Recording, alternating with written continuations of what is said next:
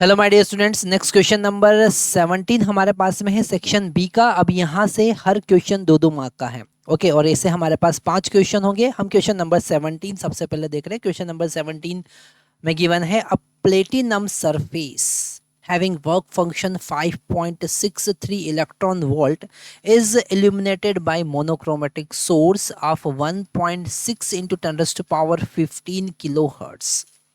What will be the minimum wavelength associated with electron ejected? Okay तो जब हम photo electric effect की बात करते हैं, वहाँ पे फोटो इलेक्ट्रिक इक्वेशन हम यूज करेंगे।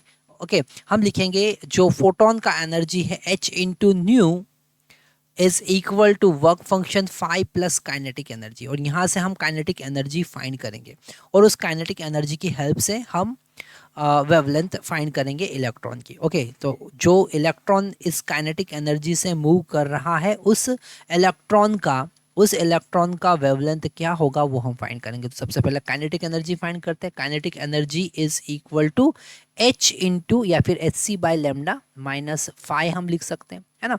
और यहाँ पर हम डायरेक्ट कैलकुलेशन का यूज़ करें तो आप डायरेक्ट यहाँ पर एच सी बाई लेमडा में एच सी का वैल्यू 1242 पुट कर सकते हैं। ओके, और लेमडा का वैल्यू हमको पता नहीं है, हमको वेवलेंथ से फ्रीक्वेंसी से लेमडा का वैल्यू निकालना पड़ेगा।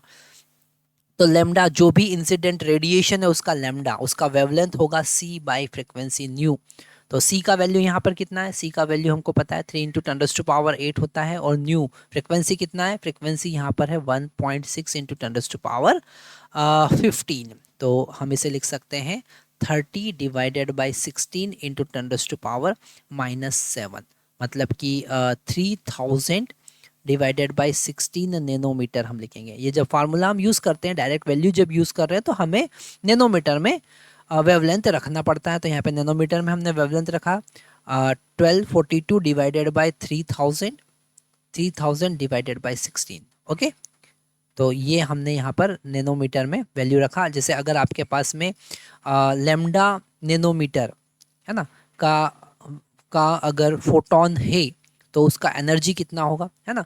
तो उसका एनर्जी h इंटू न्यू या एनर्जी ऑफ फोटोन को हम लिख सकते हैं 1242 divided by lambda in nanometre. यही कॉन्सेप्ट हम यहाँ पर यूज़ कर रहे हैं। ओके, तो माइनस वर्क फंक्शन, ये इलेक्ट्रॉन वोल्ट में एनर्जी आएगा। किस में आएगा? एनर्जी आएगा इलेक्ट्रॉन वोल्ट में। वर्क फंक्शन का वैल्यू हमको गिवन है 5.63। ओके, इसको सॉल्व करेंगे तो ये 1242 into 16 divided bye 3000, okay, minus 5.63।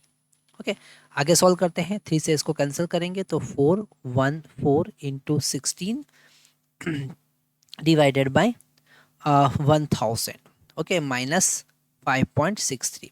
इसको सॉल्व करेंगे तो अप्रोक्सीमेट हमको 1 इलेक्ट्रॉन वोल्ट एनर्जी मिलेगा। कितना मिलेगा? 1 इलेक्ट्रॉन वोल्ट।